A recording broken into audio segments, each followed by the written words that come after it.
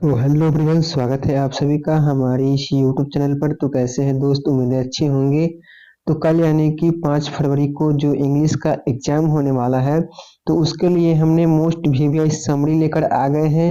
यानी कि पहला जो चैप्टर है इंग्लिश का, इंडियन सिविलाइजेशन एंड कल्चर, जो महात्मा गांधी के द्वारा लिखा गया है, उसके अंतर्गत जो समरी आता है उसी को हम आज डिस्कस करेंगे। तो देखिए, इंडियन सिविलाइजेशन एंड कल्चर, ठीक है, पहला जो चैप्टर है जो महात्मा गांधी के द्वारा लिखा गया है, ठीक है।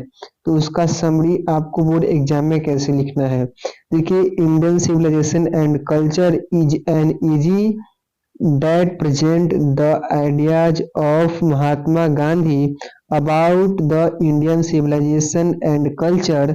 He compares the Indian or the ancient civilization with the Western or the modern civilization, ठीक है। उसके बाद देखिए, he say that Indian civilization develop morality while Western civilization, ठीक है, spreads immorality. Our civilization can take the world, therefore we need not copy the Western civilization, ठीक है। Our ancestors advised us to maintain distance from the use of machinery because the use of machinery may paralyze our hands and feet. They suggested resetting our wants to lead a happy life. Our civilization is still alive while the other civilization of the world died, ठीक है। Therefore in Gandhi ji word, if we want our India to rise and shine, we should always value the glory and dignity of our civilization and culture. There is not match for it in this world. There a mad rush for materials has dictated the mind of people, ठीक है। अब सबका हिंदी समझते हैं। यानी India civilisation and culture एक निबंध है जो प्रस्तुत करता है कि महात्मा गांधी के विचारों को भारतीय सभ्यता और संस्कृति के बारे में।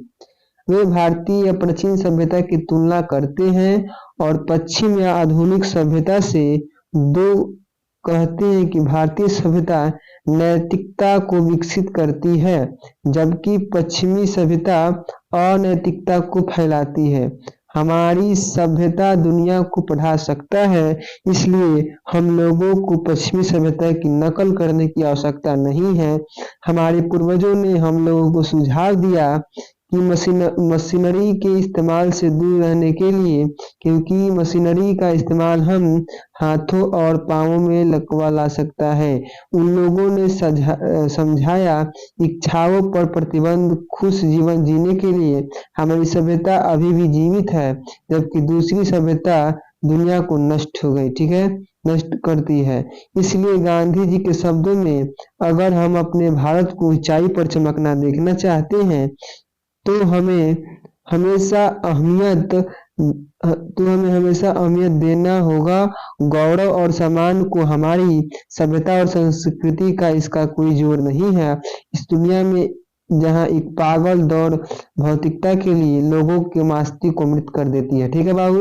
ये है इंडिया सिविलाइजेशन एंड कल्चर के समरी का यानी कि हिंदी मीनिंग। अब हम चलते हैं समरी यानी कि भारत इज माई होम, जो कि डॉक्टर जाकिर हुसैन के द्वारा लिखा गया है, ठीक है। तो भारत इज माई होम की अगर समरी आपको बोर्ड एग्जाम में लिखने को आए तो आप कैसे लिखेंगे, ठीक है। तो Bharat is my home is the part of a speech delivered by Dr. Zakir Hussain just after taking to the oath as the President of India, ठीक है। He thanks the people of the country who have considered him able for this highest office of the nation. He then pledged himself to the loyalty of our country and its people, irrespective of caste, creed, and language. He said, India, he is home, and its people, his family members. He asked the people to come forward and help him in the great task of leading the character of our nation. He says development is first necessary in ensure the development of the society. He believed the past is alive and dynamic. It is not dead. It decides the quality of the present and prospect of our nation future. Education is the most important element in determining the quality of nation. He calls for dedicated work towards the overall development of our country to make it a prosperous plus two live. ठीक है, ये इसका summary हो गया English में। अब हम समझते हैं बाबू इसका हिंदी मीनिंग क्या होता है। तो देखिए, Bharat Bharat is my home एक भाषण का हिस्सा है जो डॉक्टर जाकिर हुसैन के द्वारा दिया गया हुआ है। ठीक बाद शपथ ग्रहण करने के लिए भारत के राष्ट्रपति के रूप में है, वे देश के लोगों को धन्यवाद देते हैं जिन्होंने उन्हें सक्षम समझा। राष्ट्र के इस सर्वोच्च कार्यालय के लिए वो तब खुद शपथ लेते हैं वफादारी की हमारे देश के और इसके लोचड़े के प्रति बगैर विभेद किए हुए जाति, धर्म और भाषा में। वे कहते हैं भारत मेरा घर है और इसके लोग उनके परिवार के सदस्य। वे लोगों से आह्वान करते हैं आने के लिए, आगे और मदद करने के लिए। उन्होंने हमारे देश के लिए आचरण के महान निर्माण कार्य में वे अपना विकास पहले जरूरी है निश्चित करने के लिए समाज के विकास को मानते हैं। बहुत जिंदा होता है और गतिशील होता है, यह मृत नहीं होता। यह वर्तमान की गुणवत्ता को निर्धारित करता है और भविष्य की संभावना को। शिक्षा सबसे महत्वपूर्ण तत्व को निर्धारित करने में राष्ट्र की गुणवत्ता को वे चाहते हैं समर्पित काम हमारे देश के चहुमुखी विकास के लिए बनाने के लिए, इसे समझ जगह रखने के लिए। ठीक है, ये हो गया उसका हिंदी मीनिंग। अब हम चलते हैं बाबू अगले समरी की ओर, यानी ए पिंच ऑफ स्नॉप, जो कि मनोहर मालवणकर के द्वारा लिखा गया है। ठीक है बाबू, देखिए, a pinch of snuff is a very funny story written by Indian writer Manohar Malgonkar. ठीक है, it is an autobiographical form. The writer explained the character of this matron uncle Nanu Kaka. He always tells a lie. He cheat other in one peculiar way. He comes to Delhi at his sister. He travels second class carriage at third class ticket. He caught by the ticket checker. He managed the problem easily. He wants to meet Sohan Lal, who is very powerful political personality. He speaks too high of him that Sohan Lal himself likes to meet him. He does not get the appointment to see a minister. He thinks of a plan to fulfill this aim. He cheats a motor dealers. He takes his royal card to serve. He will propose his success in doing so. The minister himself comes to meet him at his residence. The story is full of हमर and seems very real. ठीक है, अब चलते हैं इसके Hindi meaning की ओर। देखिए हिंदी जो इसका मीनिंग होगा, अ पिंच ऑफ स्नॉफ एक बहुत ही हास्यास्पद कहानी है जो एक भारतीय लेखक मनोहर मालगोंकर के द्वारा लिखित है। यह एक आत्मकथा के रूप में है। लेखक अपने मामा नाना काका का किरदार व्याख्या करते हैं। वे हमेशा झूठ बोलते हैं, दूसरों को ठगते हैं अपने अनोखे अंदाज में। वे दिल्ली अपनी बहन के यहाँ आते हैं। वे दूसरे दर्जे में यहाँ करते हैं तीसरे दर्जे की टिकट पर, यानी कि वे दूसरे सेकंड क्लास के ट्रेन में आते हैं और उनका जो टिकट होता है वो थर्ड क्लास का होता है। वो एक टिकट चेकर के द्वारा पकड़े जाते हैं, यानी कि टीटी के द्वारा पकड़े जाते हैं। वे इस समस्या को आसानी से हल कर लेते हैं। ठीक है, वह सोहन लाल से मिलना चाहते हैं जो एक बहुत शक्तिशाली राजनीतिक हस्ती है। सोहन लाल एक बहुत बड़ा यानी कि नेता है। वे अपने बारे में इतनी ऊंची हाँकते हैं कि सोहन लाल खुद उनसे मिलना चाहते हैं। वे अपने बारे में चढ़ा बढ़ा कर बोलते हैं। उन्हें एक मंत्री से मिलने का समय नहीं मिल पाता। वे अपने इस उद्देश्य को पूरा करने की योजना बनाते हैं कि हम कैसे एक मिनिस्टर से यानी कि शक्तिशाली राजनीतिक से मिल पाए। वे एक कार विक्रेता को उल्लू बनाते हैं, यानी एक कार विक्रेता होता है उसके पास जाकर उसको उल्लू बना देते हैं। वे उसकी शाही कार लेकर अपने बुरे उद्देश्य को पूरा करने के लिए, यानी कि उस कार वाले से एक कार लेकर अपने काम को पूरा करने के लिए जाते हैं। उन्हें ऐसा करने में सफलता भी मिल जाती है। मंत्री खुद भी उनसे मिलने उनके निवास पर आ जाता है। कहानी हास्य से पूरी भरी है और वास्तविक प्रतीत होती है। यही इसका हिंदी मीनिंग हुआ। अब हम चलते हैं अगले, यानी कि आई हैव अ ड्रीम, जो कि मार्टिन लूथर किंग जूनियर के द्वारा लिखा गया है। और देखिए इसका जो समरी होगा, अगर बोर्ड एग्जाम में आएगा तो आपको कैसे लिखना है। तो I have a dream is a speech delivered by Martin Luther King Jr. on the step of Lincoln memorial in Washington. ठीक है, वाशिंगटन एक देश का नाम है। BC on August 28, 1963 here the speak about his dream of seeing America as a developed country. ठीक है, he wants his country free from racial distinctions between the whites and black। ठीक है, the speech brings a great change on the country. King himself speaks as on the greatest authors of the world.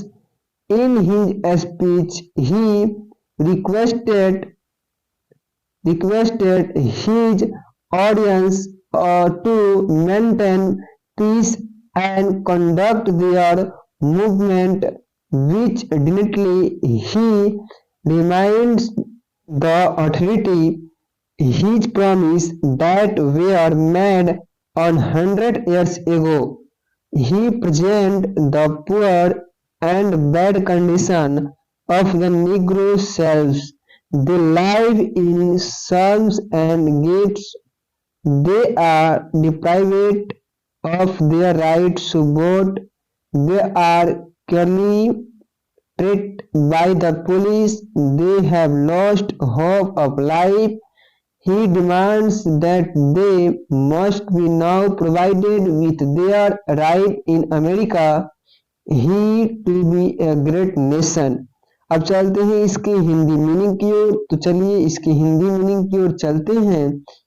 तो हिंदी इसका meaning क्या दिया गया है कि I have a dream एक भाषण है जो कि मार्टिन लूथर किंग जूनियर के द्वारा दिया गया है। यह लिंकन मेमोरियल पर वाशिंगटन में है। DC 28 अगस्त 1963 को दिया गया है। यहाँ वो बोलते हैं कि अपने सपने के बारे में अमेरिका को एक विकसित राष्ट्र के रूप में देखना चाहते हैं। वे चाहते हैं कि देश को आजाद मतलब कि देश आजाद हो जाए जातीय भेदभाव से, गोरे कालों के बीच के भेदभाव से। यह भाषण देश में एक बहुत बड़ा बदलाव लाता है। किंग खुद को दुनिया के महानतम वक्ताओं में से एक के रूप में स्थापित कर लेते हैं। वे अपने भाषण में ये विनती करते हैं कि अपने श्रोताओं से शांति बनाए रखने के लिए और अपने आंदोलन को सम्मान के साथ जारी रखने के लिए वे अधिकारियों को याद दिलाते हैं कि उनके वादों को 100 वर्ष पहले किए गए थे। वे प्रस्तुत करते हैं कि गरीब और बुरी अवस्था को नीनो गुलामों की वे झुग्गी झोपड़ियों में रहते हैं, वे अपने मतदान करने के अधिकार से वंचित हैं, उनके साथ पुलिस कर्ता से पेश आती है, यानी कि उस पुलिस उनके साथ दुर्लभ व्यवहार करती है। वे जीवन के सभी उम्मीदों को गंवा दिए हैं। वे मांग करते हैं कि उन्हें उनका अधिकार मिल जाए और उनका अधिकार मिलने के पश्चात उनको ये खुशी मिलेगी और अगर अमेरिका को एक महान राष्ट्र बनाना चाहते हैं। अब हम चलेंगे अगले समरी की ओर, यानी कि ideas that have help Mankind, जो कि बर्ट्रांड रसेल के द्वारा लिखित है। तो देखिए इसमें क्या कहा गया है, यानी कि इसका समरी क्या होगा। Bertrand Russell is in his एजीमेंट idea that have help mankind discuss some factors that help mankind to develop an increasing numbers of the people must have been the first factor for their development. The second most important advantage the man had over the animals was his intelligence that he clawed hand on from generation to generation.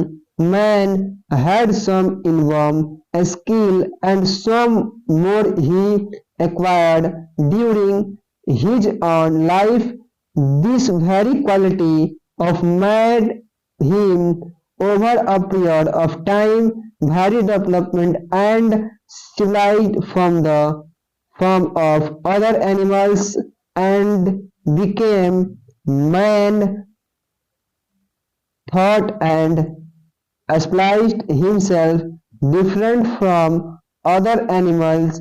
He developed two types of idea, first relating to knowledge and technique and second relating to moral and politics. The discovery for fire, cultivation,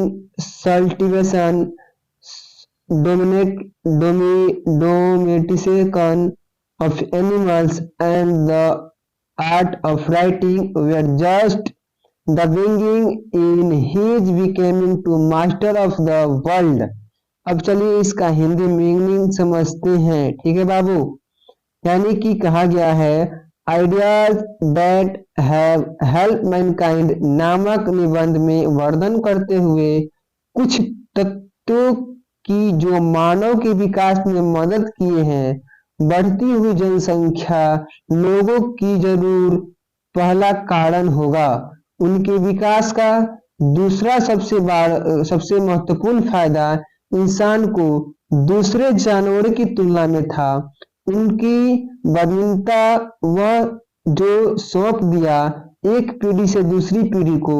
इंसान के पास कुछ जन्मजात कुशलताएं थी और कुछ वह अपने जीवन काल में हासिल करता है या करता गया। यह एक महत्वपूर्ण गुण इंसान को उसे बना दिया गया। एक कालांतर में बहुत विकसित और सभ्य दूसरे जानवरों की तुलना में और वह आदमी बन गया। आदमी सोचा और अपने आप को स्थापित कर लिया अलग दूसरे जानवरों से। उसने दो प्रकार के विचारों को विकसित किया, प्रथम ज्ञान और प्रायोगिक और से संबंधित, दूसरा नैतिकता और राजनीतिक से संबंधित। ठीक है, आग की खोज, सिंचाई, जानवरों को पालना और लेखन की कला तो वह शुरुआत थी उसके इस दुनिया के मालिक बनने की।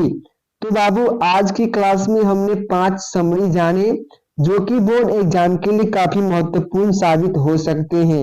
यानी कल एग्जाम यानी कि 5 फरवरी को जो एग्जाम है उसमें आप इस पांचों समरी में से कोई भी अगर एक आता है तो हमें उम्मीद है कि आप आसानी पूर्वक लिख सकते हैं, समझा सकते हैं और हमें पूरा ये उम्मीद है कि आप इस क्लास में मौजूद होकर बोर्ड एग्जाम में आपसे एक भी क्वेश्चन समरी का नहीं छूटेगा। तो आज की क्लास में इतना ही, मिलेंगे अगली क्लास में, तब तक के लिए धन्यवाद।